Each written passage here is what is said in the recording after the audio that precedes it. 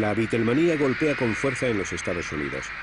Con el lema sexo, drogas y rock and roll, los 60 hacen tambalearse los valores estadounidenses. La ética laboral, el servicio militar, incluso los valores familiares corren peligro. La Guerra Fría sigue su curso, pero para una generación ha llegado el momento de hacer el amor y no la guerra.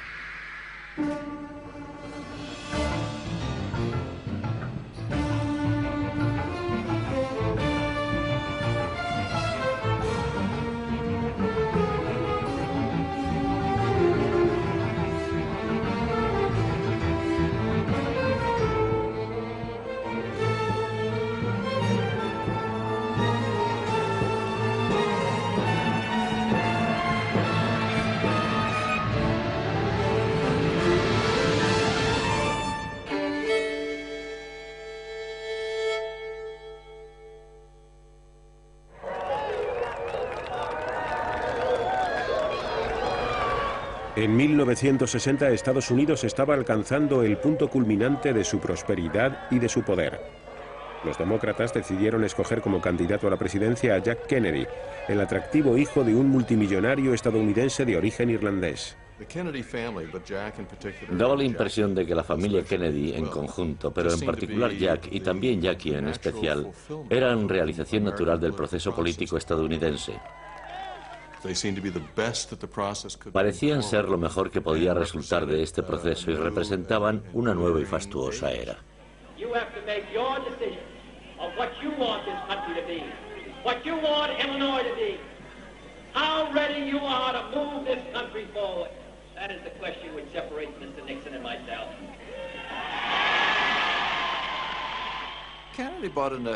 Kennedy aportó una cierta vitalidad y juventud después de los años de letargo que duró el gobierno de Eisenhower, y en cierto modo parecía simbolizar esa pasión juvenil. El candidato elegido por el Partido Republicano, el vicepresidente Richard Nixon, compartía el fervor patriótico anticomunista, pero a él no le habían preparado para aparecer en televisión. La presentación de documentos visuales se convirtió en un aspecto muy importante. Y la familia Kennedy invirtió en ellos miles de dólares, equipó un autobús y, por si esto fuera poco, entre sus colaboradores había un equipo de rodaje que se desplazaba a donde quiera que tuviera que aparecer John Kennedy para filmarle. Luego las grabaciones se convertirían en parte de su campaña televisiva. Fue la primera vez que esto se llevó a cabo de un modo tan efectivo y organizado. Kennedy había atacado la postura de Eisenhower frente a la Guerra Fría.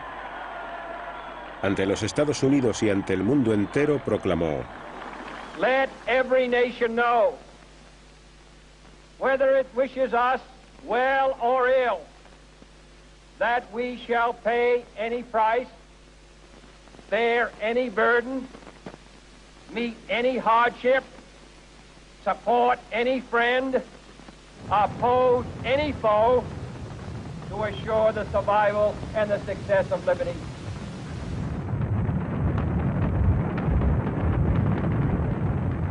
Kennedy incrementó el presupuesto destinado al ejército.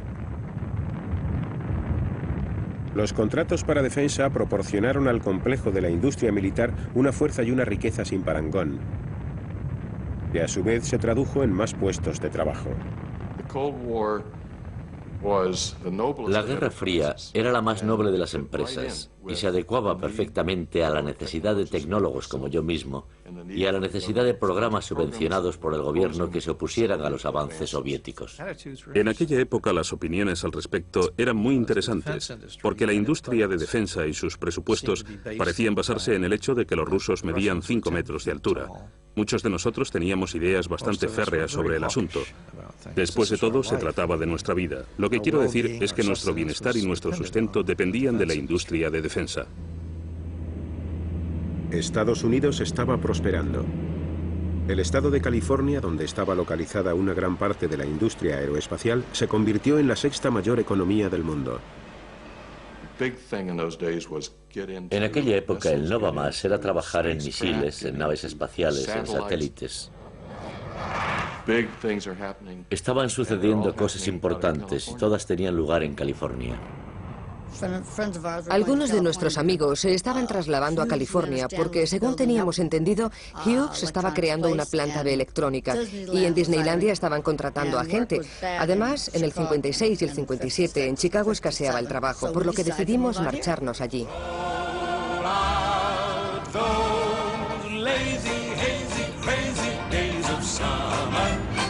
Those days of soda and pretzels and beer. Roll out those lazy, hazy, crazy days of summer.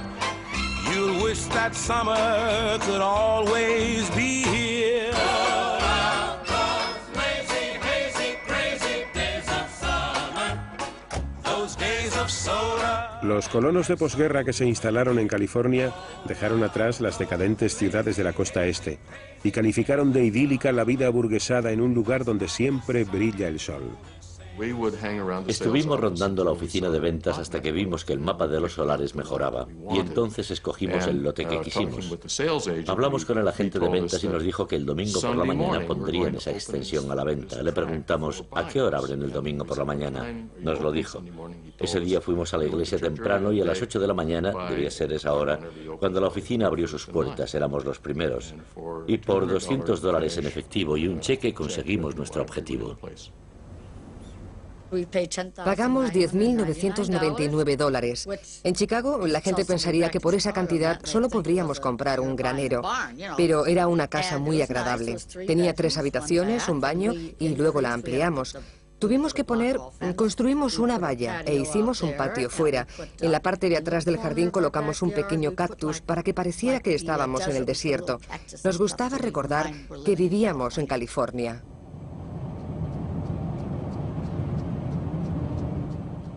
Pero no todos los estadounidenses podían disfrutar de la buena vida. El problema surgió cuando se planteó la posibilidad de vender esas casas a miembros de minorías étnicas, especialmente a la población negra.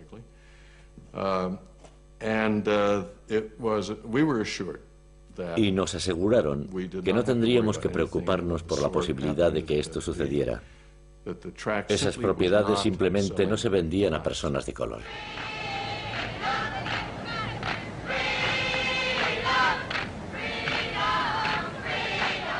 La Constitución y el proyecto de ley sobre derechos no sirvieron para cerrar la brecha abierta por los prejuicios que cada vez adquirían mayores dimensiones en el seno de la sociedad estadounidense. Los afroamericanos también querían libertad. Donde Kennedy hablaba de libertad frente al comunismo, ellos hablaban de libertad frente al hambre, al temor y a la humillación. Nosotros medíamos el racismo por grados, de manera que si vivías en San Luis decías, bueno, podría haber sido peor, podrías estar en Mississippi, ya sabes. Si vivías en Mississippi, entonces decías, bueno, tenemos suerte de que no nos maten a todos. Ese era el tipo de paz. Por lo tanto, si una persona negra se alzaba y se defendía, todo el mundo decía, estás loco, negro. Incluso aquellos que tenían el mismo color de piel decían, estás loco. Alguien tenía que decir, hey, está bien decir que algo está mal cuando en realidad está mal. Y en una democracia, si algo no marcha bien y lo dices, puedes reunir a la gente para que tu gobierno sepa que algo no funciona. ¿Y sabes qué? Si lo haces, podrán tomar medidas al respecto. En eso consistía en esencia el movimiento pro derechos civiles.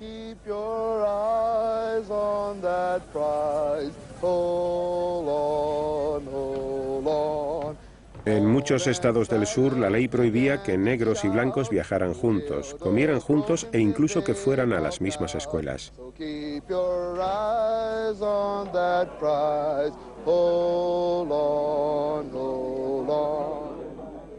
A los afroamericanos se les negaba el trabajo y el derecho al voto.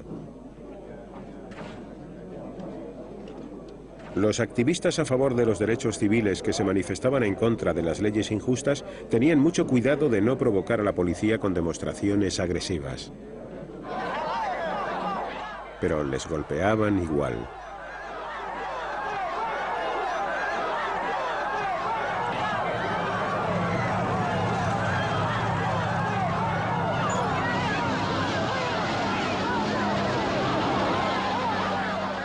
No era la primera vez que blancos armados asaltaban a negros desarmados, pero en esta ocasión lo hicieron ante las cámaras de televisión. La discriminación hacia los negros dañaba la credibilidad de Estados Unidos como campeón de la libertad en la Guerra Fría. El secretario de Justicia Bobby Kennedy instó a su hermano Jack para que respaldara el movimiento de los derechos civiles, pero Kennedy era consciente de que necesitaba los votos de los sureños de raza blanca, por lo que le resultaba muy difícil comprometerse con la causa.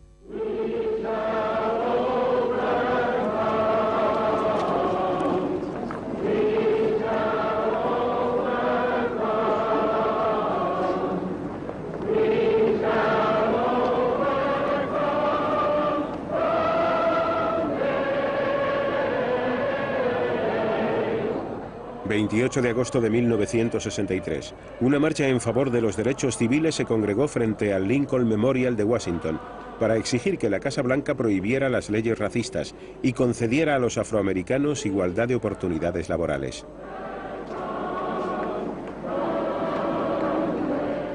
Unas 250.000 personas acudieron a escuchar a un ministro baptista del sur de 34 años. Let freedom ring, and if America is to be a great nation, this must become true. So let freedom ring. When we let it ring from every village and every hamlet, from every state and every city, we will be able to speed up that day when all of God's children, black men and white men, Jews and Gentiles, Protestants and Catholics, will be able to join hands and sing in the words of the old Negro spiritual, free at last, thank God Almighty, we are free at last. Nunca escuché a King decir una cosa sobre sus amigos blancos cuando estaba ante la cámara y luego en privado otra muy distinta. Nunca los llamaba blancos ni tampoco patanes sureños. De él emanaba siempre el mismo amor. Un día estábamos charlando en una habitación y yo estaba despotricando contra ellos y decía todo lo que se me pasaba por la cabeza, pero él nunca abandonó esa forma de ser llena de amor. George Wallace, gobernador demócrata de Alabama, consideraba que el creciente movimiento en favor de los derechos civiles formaba parte de una conspiración comunista. The Communist Party USA has been alert to capitalize on every possible issue or event which could be used to exploit the American Negro in furtherance of party aims. In its efforts to influence the American Negro, the party attempts to infiltrate the legitimate Negro organizations for the purpose of stirring up racial prejudices and hatred. In this way, the party strikes a blow at our democratic form of government by attempting to influence public opinion throughout the world against the United States. En el nombre de la seguridad nacional, el secretario de Justicia Robert Kennedy autorizó al FBI para intervenir los teléfonos de Martin Luther King y sus colaboradores. John Edgar Hoover, director del FBI, estaba convencido de que los comunistas se habían infiltrado en el movimiento en favor de los derechos civiles. Hoover hated King. Hoover odiaba a King. Era un hombre que tenía una relación lo bastante estrecha con el sur como para estar embebido en la cultura sureña. Y en esa sociedad existía una verdadera creencia, una creencia religiosa y también política, de que la igualdad entre negros y blancos era algo que no existía. Los agentes que permanecían a la escucha las 24 horas del día informaban constantemente a Hoover sobre cualquier novedad. Rumoreamos y aprendimos cosas de su vida personal, pero no teníamos pruebas para demostrar que King era comunista. En los preparativos para la campaña electoral de 1964, el presidente Kennedy, acompañado de su esposa, realizó una visita oficial a Dallas. Allí encontraría la muerte.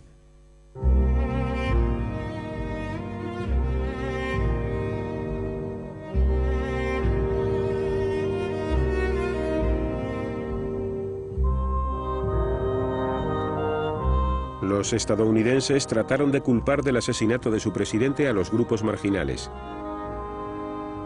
Temían que la muerte de Kennedy pudiera desencadenar un ataque comunista sobre los Estados Unidos. This is a sad time for all people. We have suffered a loss that cannot be weighed. For me, it is a deep personal tragedy. La misma noche del 22 de noviembre de 1963, en la que Johnson fue nombrado presidente, cuando regresó de Dallas, yo era una de las 3 personas que se encontraban en su habitación. Y esa noche me enteré de que había comenzado a esbozar la gran sociedad y quería poner en práctica su proyecto. Ahora que tengo el poder, mi intención es utilizarlo, dijo. This administration today, here and now, declares unconditional war on poverty in America.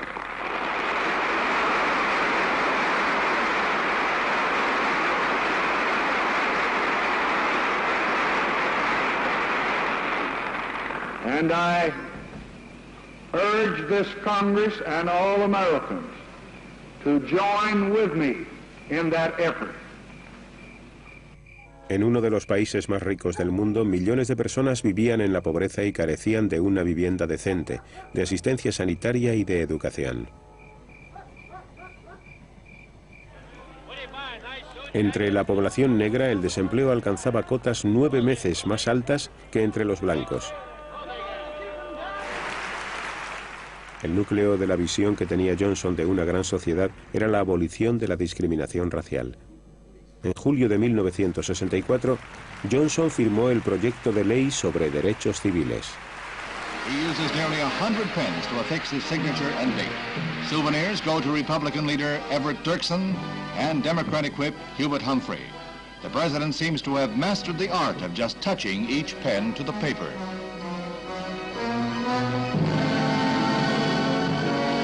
Integration leader Martin Luther King receives his pen, a gift he said he would cherish.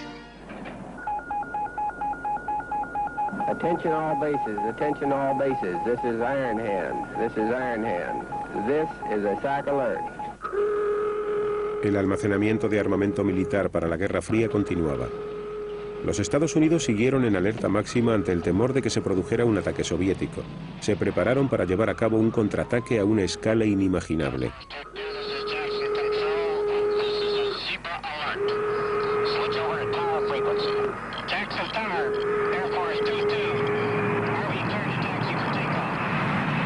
Una minoría cada vez más numerosa comenzaba a cuestionarse el coste y el efecto de estas medidas en la vida estadounidense. Tenían la soberbia de realizar inversiones de billones, billones y trillones de dólares, de gastarse trillones de dólares en materiales para la guerra, los servicios secretos y los incentivos. Tenían la soberbia de admitir una conspiración silenciosa en torno a lo que se suponía era una nación democrática. La industria de defensa se reveló como un empresario muy generoso. El Pentágono presentaba la maquinaria militar como la defensora del sueño americano. The day begins and gives new meaning to the words of Walt Whitman.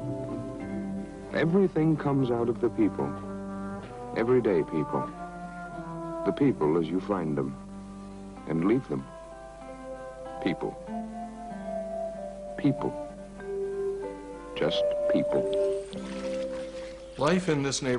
La vida de este vecindario era muy buena, la verdad.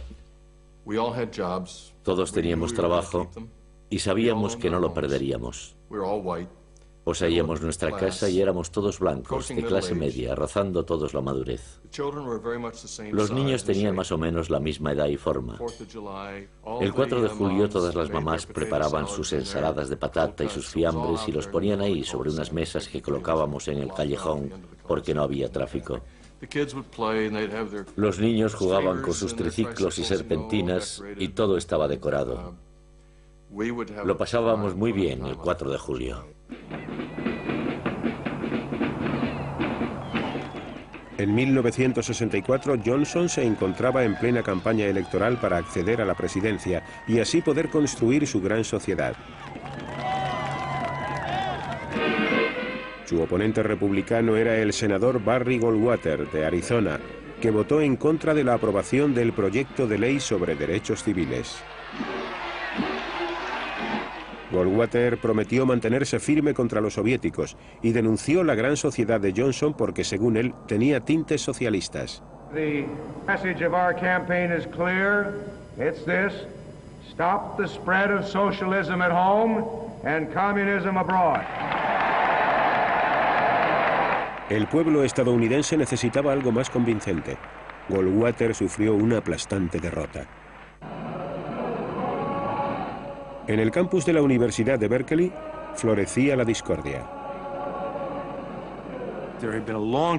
En Berkeley había una gran tradición que se remontaba a muchos años atrás y que consistía en distribuir literatura, hacer discursos políticos y montar mesas para promocionar los grupos políticos de los alumnos en los terrenos del campus.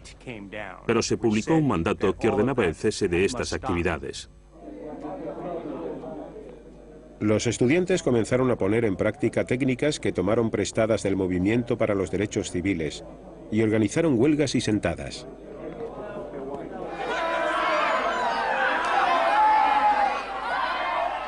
En el enfrentamiento con los estudiantes, la policía empleó métodos aún más violentos.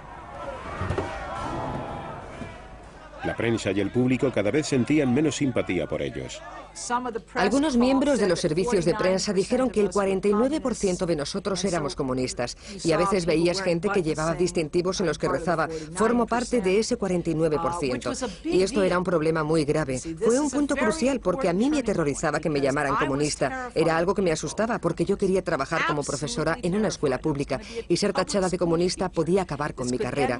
Eso y ponerme una de esas insignias o cantar algunas de las canciones que habíamos compuesto, como esa que decía «Hay 5.000 estudiantes en la plaza, los micrófonos suenan, están hablando a la multitud».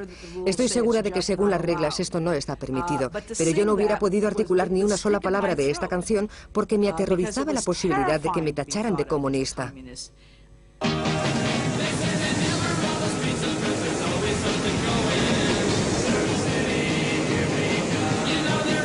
Los ideales estadounidenses de libertad política se extendían ahora al campo de lo personal.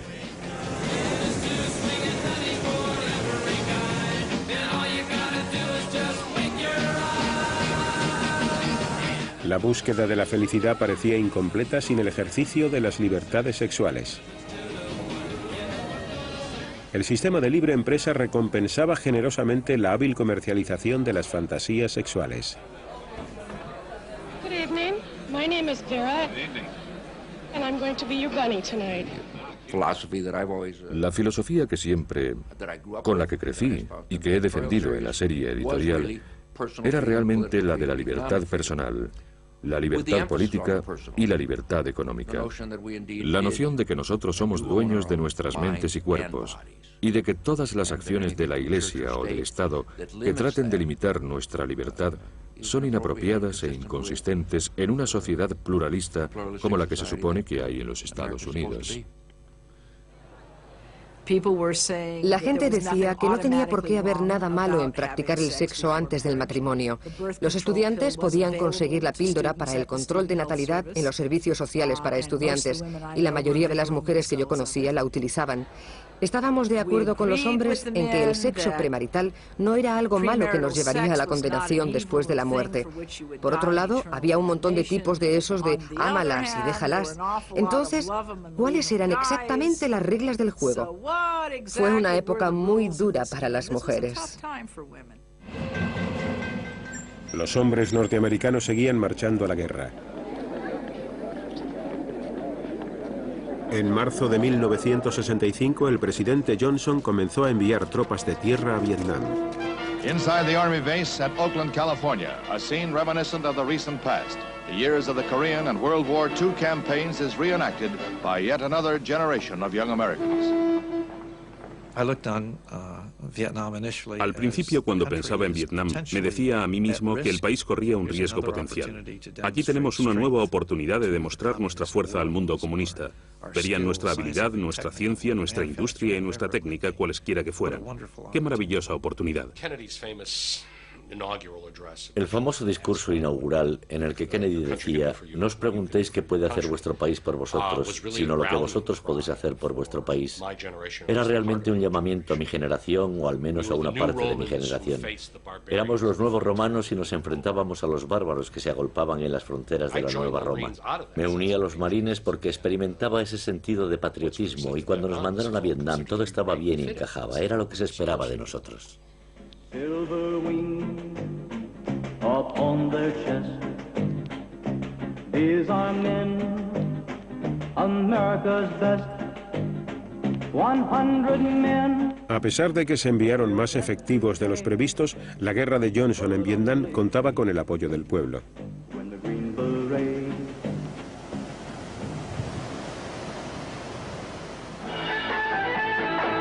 Mientras que algunos estadounidenses se marchaban a la guerra, otros buscaban emociones distintas. Rechazaban el materialismo estadounidense no en favor del comunismo, sino del amor, la paz y el rock and roll.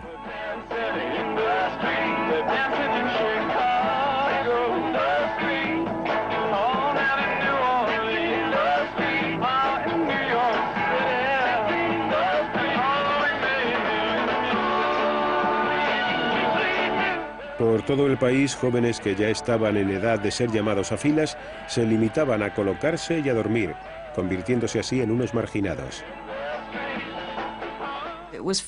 Resultaba muy divertido oír decir a la gente: oye, mira a esos hippies, o es un chico o una chica, y cosas como esas. Lo pasábamos muy bien, menos cuando llegábamos a ciertos lugares en los que se mostraban muy hostiles con nosotros y nos querían pegar.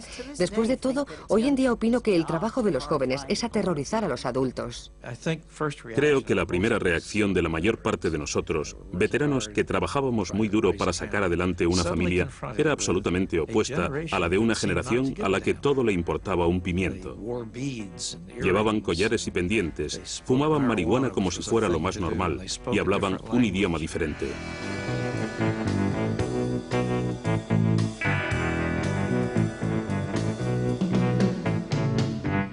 Estos jóvenes estadounidenses rechazaban la ética laboral y la monogamia en favor de la espontaneidad, la sensualidad y las drogas psicodélicas. Teníamos conciencia cósmica, nos creíamos Dios y lo comprendíamos todo. Y rápidamente comencé a perder la paciencia con el resto del mundo, que aún seguía tomando parte en guerras y haciendo cosas estúpidas. Por lo general, los chicos de las flores iban a su aire. La policía, que se vio obligada a desempeñar el papel de padre severo, casi nunca sabía cómo reaccionar. Yo estaba totalmente convencida de que la revolución tendría lugar y no sería necesariamente una revolución de sangre y armas. En tan poco tiempo me resultaría difícil decir lo que yo pensaba que iba a ocurrir. Lo único que sé es que me complacía decir: al tiempo que nacen muchos de nosotros, otros muchos de ellos mueren. Creía que lo único que teníamos que hacer era enseñarles y entonces se darían cuenta: oh sí, es mejor vivir de esta manera, esto es mucho mejor que la guerra. La inmensa mayoría de los estadounidenses rechazaba la nueva contracultura de los jóvenes. La estrella de Hollywood, Ronald Reagan, acababa de ser nombrado gobernador republicano de California.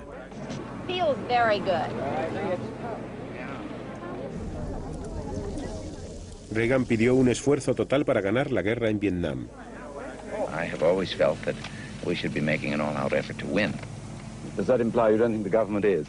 Well, I think for quite some time, and I still believe I have agreed with those military men and those who have suggested that perhaps more of a blockade with regard to North Vietnam, the blocking of the harbor and so forth to stop the shipments of munitions in, as well as trying to intercept them on their way south, would be more effective. More bombing? Yes. Pero las protestas contra la guerra cada vez eran más frecuentes. Se organizaron manifestaciones y se quemaron formularios de alistamiento. Según este sector de la población, la guerra era inmoral e injusta. Me sentía como si estuviera viviendo una alucinación de masas, fomentada por todos los políticos, en especial por Lyndon Johnson y más tarde por Nixon, de forma extrema, basada en mentiras y en el secretismo, sostenida por los medios de comunicación que no eran capaces de concebir que la estructura global de la mentalidad de los Estados Unidos podía ser tan errónea y desastrosa, y que incluso podía acabar con el mundo. Tuve la oportunidad de viajar a Vietnam y ver con mis propios ojos algunas de las cosas que iban mal, y estudié y leí mucho sobre ello. Y al final llegué a la conclusión de que no había base alguna para que estuviéramos allí, y que en aquellos momentos podíamos hacer que todo el país compartiera nuestro punto de vista. Los estudiantes de Berkeley organizaron un bloqueo en el Centro de Iniciación Militar de Oakland para evitar que los reclutas se inscribieran en el servicio militar. El ejército se vio obligado a proteger a los reclutas tras un fuerte cordón policial.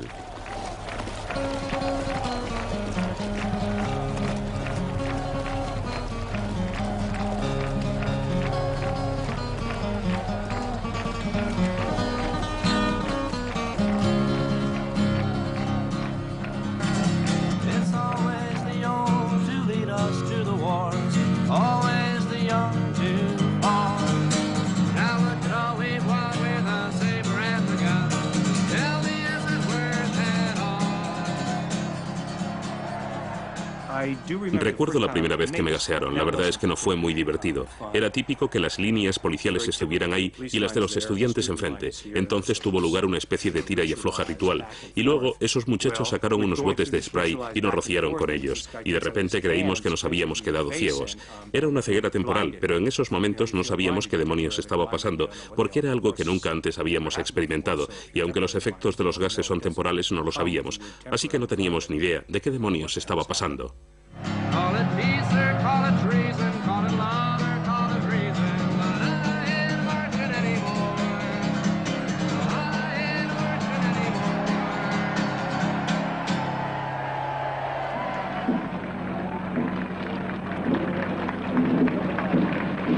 La mayoría de los estadounidenses apoyaba al presidente Johnson en la guerra de Vietnam. Algunos consideraban que quienes se manifestaban en contra eran poco menos que traidores. 99% of the people in this country are terrific Americans and disagree entirely with flag burnings, carrying enemy colors, giving medical supplies to the enemy, etc. Muchos de ellos no entendían por qué Johnson no utilizaba más potencia de fuego para terminar la guerra. Pero el presidente no quería arriesgarse a desencadenar un conflicto de mayores dimensiones. La única motivación de Johnson era tratar de salir de allí, o como dirían en Texas, sacar el culo de esta guerra. Pero no sabía cómo. No podía limitarse a rendirse y retirar a los soldados de manera unilateral, porque entonces el enemigo hubiera dicho: tú, cobarde gallina, eres una vergüenza para la nación de los Estados Unidos y estás escupiendo en su bandera porque has echado a correr con el rabo entre las piernas. La guerra de Johnson seguía su curso. A finales de 1967 ya había 500.000 de soldados estadounidenses en Vietnam.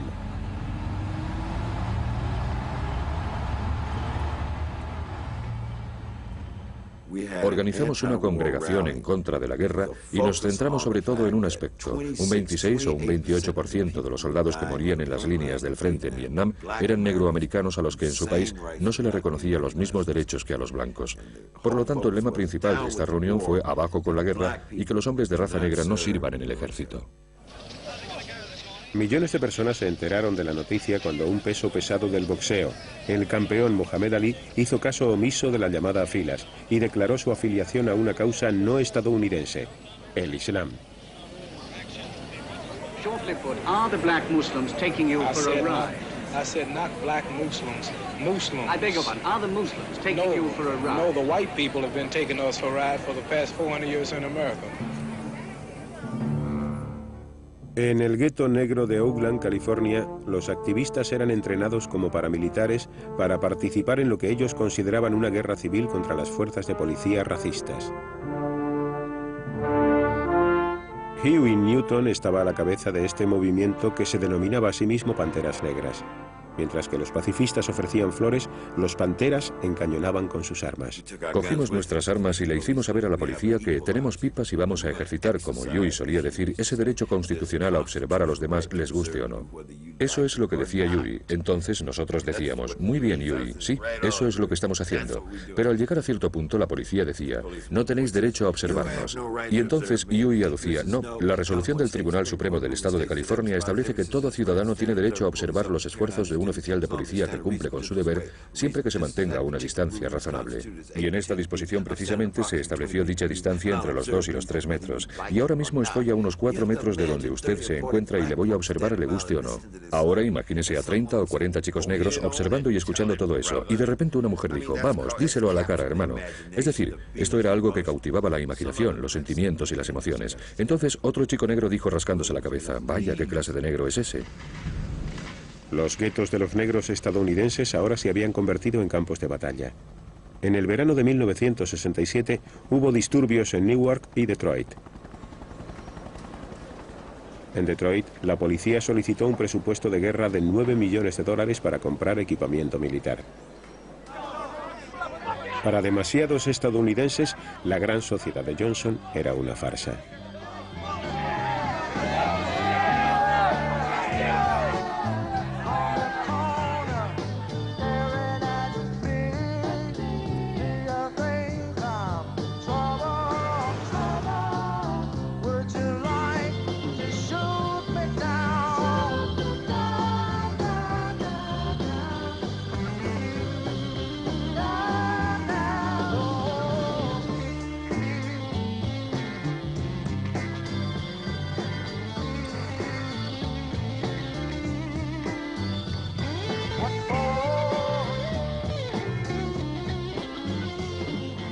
En marzo de 1968, puesto que la guerra en Vietnam y el conflicto en casa continuaban, Johnson tiró la toalla. Declaró que no se presentaría a un segundo mandato como presidente. Martin Luther King aún seguía persiguiendo su sueño. So I'm happy tonight. I'm not worried about anything. I'm not fearing any man. Mine eyes have seen the glory of the coming of the Lord. La noche siguiente, un pistolero blanco asesinó a Martin Luther King.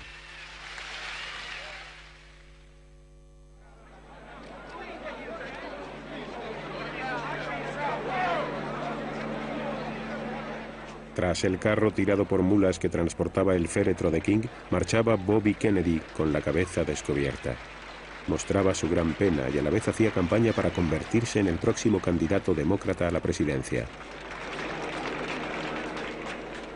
The country wants to move in a different direction. We want to deal with our own problems within our own country, and we want peace in Vietnam. Bobby Kennedy ganó las primarias en California. Su compañero y rival Eugene McCarthy también abogaba por la paz. Los partidarios de McCarthy, que en esos momentos estaban viendo la televisión, fueron testigos de cómo una bala acababa con la vida de otro miembro de la familia Kennedy.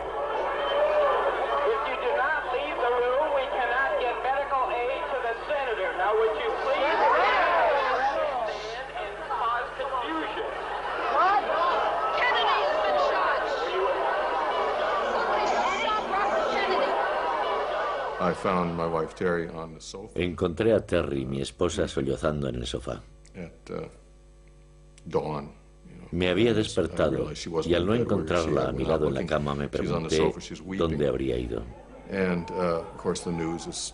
Y estaba allí en el sofá porque aún seguían dando la noticia y las repeticiones del asesinato. Yo aún no me hacía la idea. Pensé que eso demostraba que estábamos enviando a muchos hombres buenos hacia la muerte.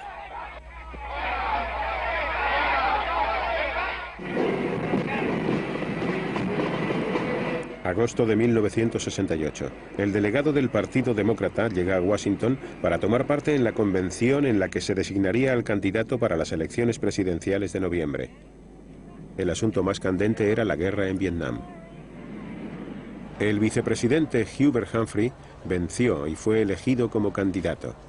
Apoyaba el sueño de Johnson de construir una gran sociedad y en público también la guerra de Vietnam.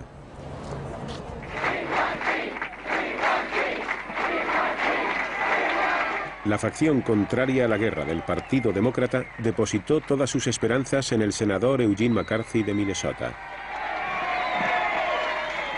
Cuando me presenté en el cuartel general situado en el hotel, los miembros del servicio secreto me dijeron: en esta sala no hay micrófonos, aquí puede decir lo que quiera, pero no hable por teléfono porque lo han intervenido, sabemos. Las autoridades estaban nerviosas. Se esperaba que unas 100.000 personas se manifestaran en Chicago en contra de la guerra. We permit people, we don't care who they are, to come to Chicago and visit us. And we will permit people to carry on their rights as American citizens, to petition and demonstrate. But there's no person, any place, anywhere, or any thousands of them that will come to Chicago and take over our streets, our convention, or our city. The present-day politicians and their armies of automatons have selfishly robbed us of our birthright. The evilness they stand for will go unchallenged no longer. Political pigs, your days are numbered. We are the Second American Revolution. We are winning. Yippee! Los manifestantes se reunieron en los parques de la ciudad con el fin de prepararse para marchar sobre el Congreso.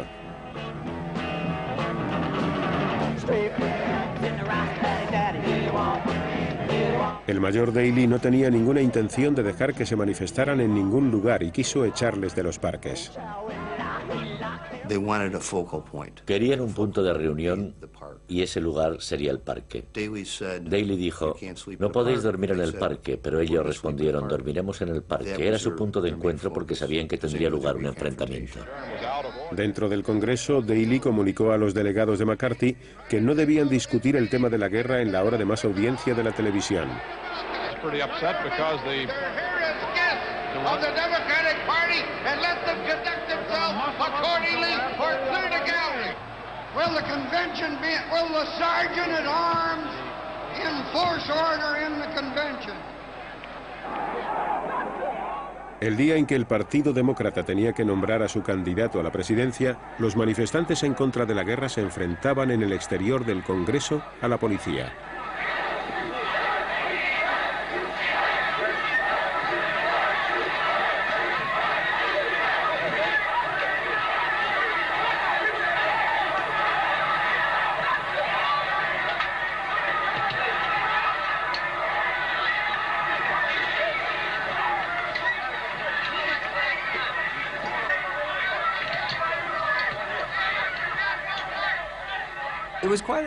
La verdad es que fue toda una experiencia tener a, no sé exactamente si eran 40 o 50 policías gritando, hay que matar a Davis, y detrás de ellos había muchos más.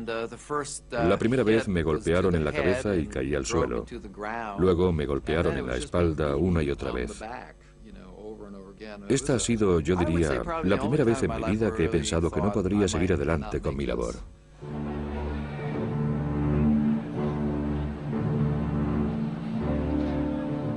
Mientras la convención del Partido Demócrata cerraba filas en torno a Humphrey, los pacifistas hacían su último intento para irrumpir en el Congreso. La policía estaba esperándolos dentro, a ellos y a cualquier persona que estuviera en la calle en ese momento.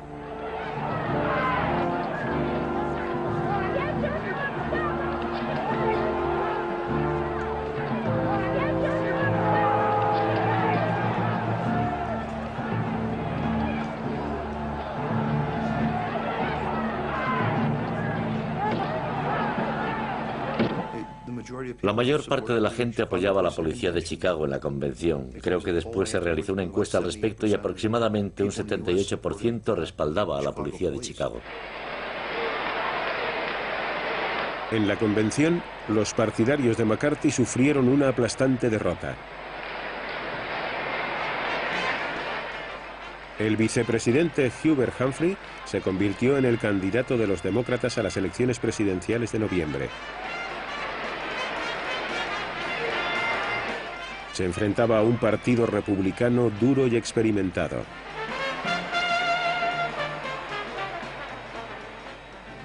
When the strongest nation in the world can be tied down for 4 years in a war in Vietnam with no end in sight, when the richest nation in the world can't manage its own economy, when the nation with the greatest tradition of the rule of law is plagued by unprecedented lawlessness, when a nation has been known for a century for equality of opportunity is torn by unprecedented racial violence, and when the President of the United States cannot travel abroad or to any major city at home without fear of a hostile demonstration, then it's time for new leadership for the United States of America.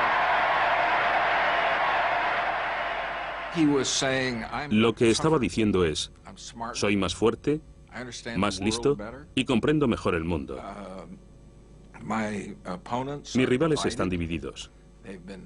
Los elementos periféricos del Partido Demócrata los han dejado fuera de combate y la responsabilidad recae sobre un montón de chiflados. Tenemos estabilidad y sabemos hacia dónde nos dirigimos. Sabéis cómo opinamos sobre las cosas. Podéis confiar en nosotros. No consentiremos que los rusos o los chinos nos den órdenes.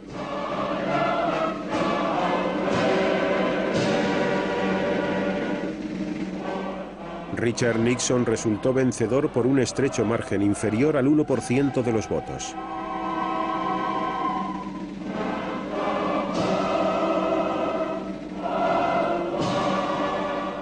La Guerra Fría en Vietnam seguiría adelante.